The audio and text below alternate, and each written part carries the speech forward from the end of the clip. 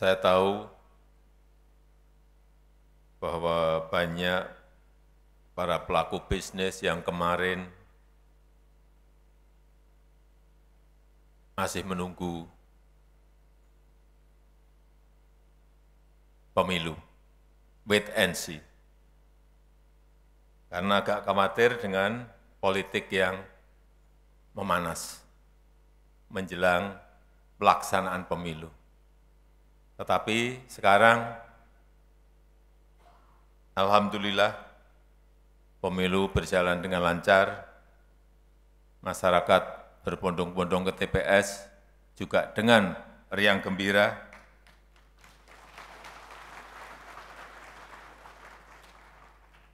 Dan kita harapkan arus modal masuk, investasi, sehabis pemilu ini bisa bergerak lebih meningkat dan lebih baik lagi. Tapi kita melihat bahwa geopolitik global masih tetap kurang baik, kurang kondusif.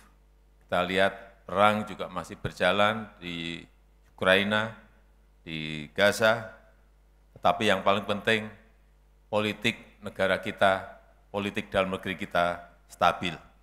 Dan pastinya ini melegakan para pelaku industri keuangan dan membangkitkan industri keuangan yang semakin kokoh untuk mendukung pertumbuhan ekonomi yang inklusif dan berkelanjutan. Saya senang tadi mendengar apa yang disampaikan oleh Bapak Ketua OJK mengenai resiliensi industri keuangan. Di tingkat permodalan perbankan mencapai 27,69%, ini di atas negara-negara di kawasan. Kredit perbankan juga masih bisa tumbuh di double digit, di 10,38 year on year. Ini juga sudah di atas level pra-pandemi. Dan ekonomi Indonesia juga tumbuh masih sangat baik, yaitu 5,05%. Inflasi juga terkendali, terjaga di 2,57%. Cadangan devisa kita masih di 145 billion US dollar. Neraca dagang kita juga surplus 36 billion US dollar atau kira-kira 570 triliun rupiah. Current account deficit kita juga surplus di 0,16%. Saya kira angka-angka seperti ini yang harusnya kita optimis terhadap ekonomi Indonesia di tahun 2024. Tapi tetap harus hati-hati, tetap harus waspada. Karena ekonomi global yang berubah sangat cepat, disrupsi teknologi yang masif terus terjadi. Tadi saya sampaikan geopolitik juga masih belum jelas, akan selesai kapan, akan kemana. Dan kita harus banyak belajar pada kasus-kasus masa lalu, baik di 98 di ASEAN Financial Crisis, kemudian di 2008 juga Global Financial Crisis, dan juga di 2023 kita lihat kemarin jatuhnya Silicon Valley Bank, ini juga mengharuskan kita semuanya untuk berhati-hati dalam menjaga industri keuangan kita, menjaga ekonomi kita. Kita harus juga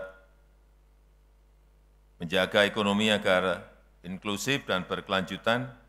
Dan tadi sudah disampaikan Pak Ketua OJK harus terus memperkuat inklusi dan literasi keuangan. Ini catatan saya di sini, tingkat inklusi keuangan kita di angka 75% dan tingkat literasi keuangan kita masih di angka 65% di 2023. Dan yang tidak kalah pentingnya, dukungan kita terhadap UMKM melalui perbankan dan asuransi. Kredit perbankan untuk UMKM saat ini masih di angka 19%. Ini perlu sebuah terobosan, perlu sebuah strategi agar ada peningkatan kredit perbankan kepada UMKM sehingga kita bisa melihat UMKM kita tumbuh dengan baik.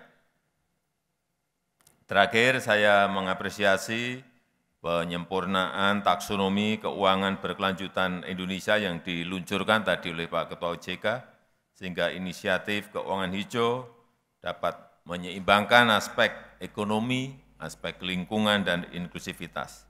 Dan terima kasih atas dedikasi Bapak Ibu, atas kerja keras OJK dalam memajukan sektor keuangan, dan mari kita bersama-sama menghadapi tantangan dan mencapai pertumbuhan ekonomi kita yang lebih baik. Terima kasih. Wassalamualaikum warahmatullahi wabarakatuh.